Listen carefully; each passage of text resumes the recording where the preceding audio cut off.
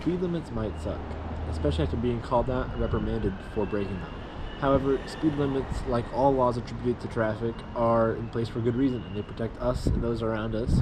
But there is one speed limit nobody can break, no matter how hard they try and how recklessly they drive. What am I talking about? The speed of light. But what is the speed of light? Well, let's not get ahead of ourselves. First, let's define what light is. Light is the natural agent that stimulates sight in the human eye. It is usually found between 400 and 700 nanometers. However, when I'm talking about light in this video, I'm talking about any form of electromagnetic radiation. Okay, we get it. But how fast is light? Well, as we've recorded, light travels at 300,000 kilometers a second, or 671 million miles an hour. But writing out the speed of light numerically or with words is a lot of hassle, so we just call it c. We chose the variable c to represent the speed of light because it comes from the Latin word for speed, celeritas. Alright, so that's the speed of light in a vacuum though, right? Because light travels slower in other objects, especially denser things. Actually, that couldn't be further from the truth. Light may appear to move slower when it goes through other substances, but it's actually self-propagating, which means it doesn't need a substance to move through to move at all. So light always travels at c. However, it only appears to move slower when in reality it only takes a longer path by bouncing off of other particles. So, do you remember the speed of light I told you earlier? 300,000 kilometers a second, or 671 million miles an hour? Well, the speed of light might actually be faster than that.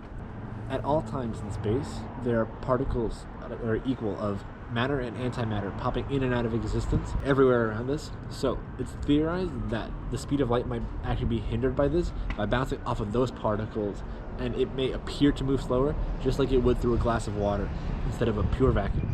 Wait, so like, it could be infinite? Well, that's what Galileo thought, but you'd both be wrong. Einstein's famous equation, E equals mc squared, proves this. E stands for energy, M stands for mass, and C, as previously mentioned, stands for the speed of light. So, if the speed of light were infinite, then that would mean we would need infinite energy to create any mass. Then we know that can't be true because mass exists.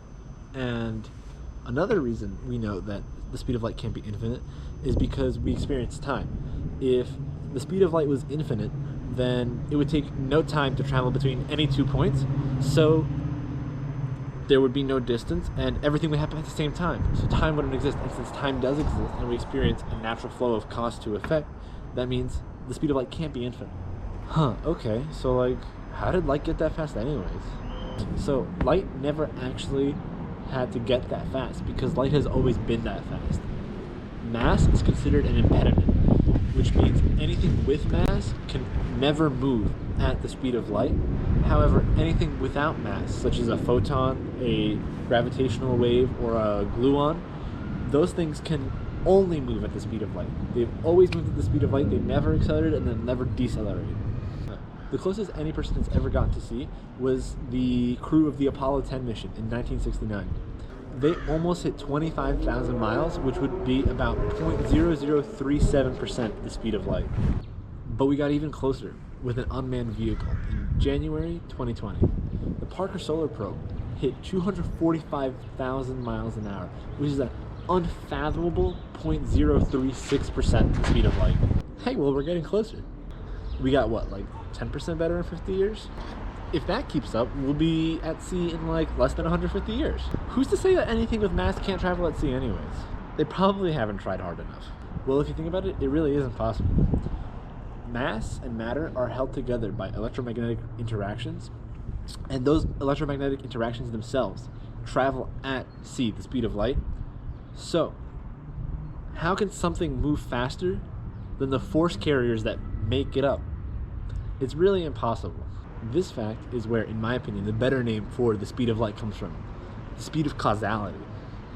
The speed of light and the speed of causality are the same thing. The reason it is called the speed of causality is because c is the fastest anything can happen in our universe. Because since the force carriers move at that speed, it is the fastest speed at which anything can cause any other thing to happen. Hence, the speed of causality. Okay. So, I'm giving you a lot of numbers and I'm giving you a lot of facts. But let me get this to you in a way you can understand. But first, I want you to take a guess. How far do you think the speed of light can go in 1 second? Go ahead, guess. I'm guessing like at least 25 miles. In 1 second, light can travel 671 million miles. What? 0.2 meters? Maybe 85 miles per hour? 8 million light years. I don't know. There's no time for light. However far you want it to go. Pretty far. Like it was At least 1 foot. 3 times 10 to the 8th meters? The actual distance. I don't know. I'll go at least 2 feet. At least 5 inches. Okay, so if you're traveling at sea, you could travel around the Earth 7.5 times in 1 second. Now, that may seem pretty fast, but the Earth is pretty small. So if you really think about it, the speed of light is kind of slow. To get from the sun to Jupiter would take you 45 minutes.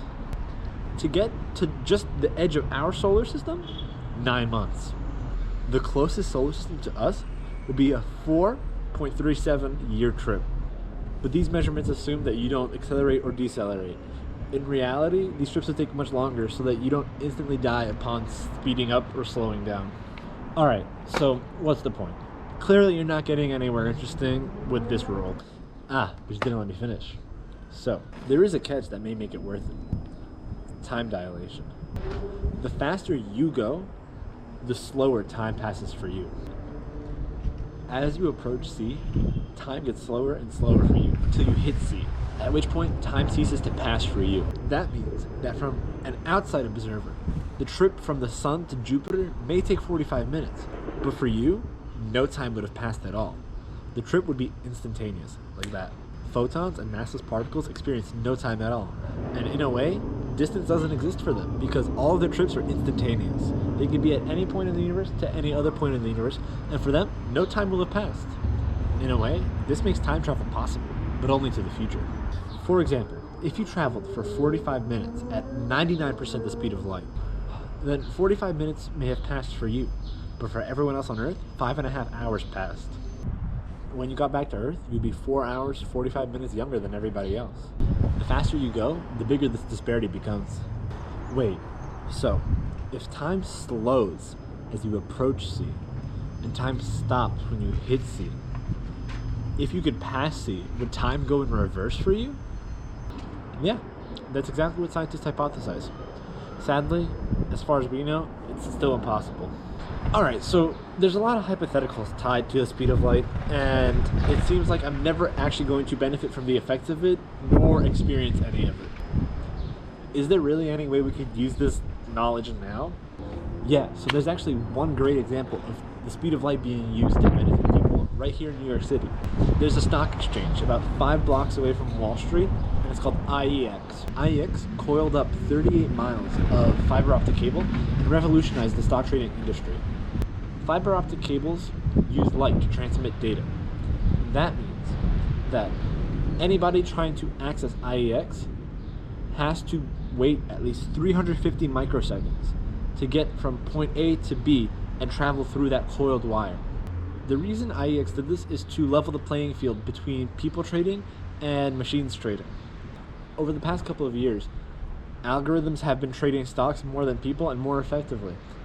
One of the newest tactics to get the best price for your stock is to find out what somebody else is trying to buy it for, take their price, and get to the stock exchange faster with that price, all with machines.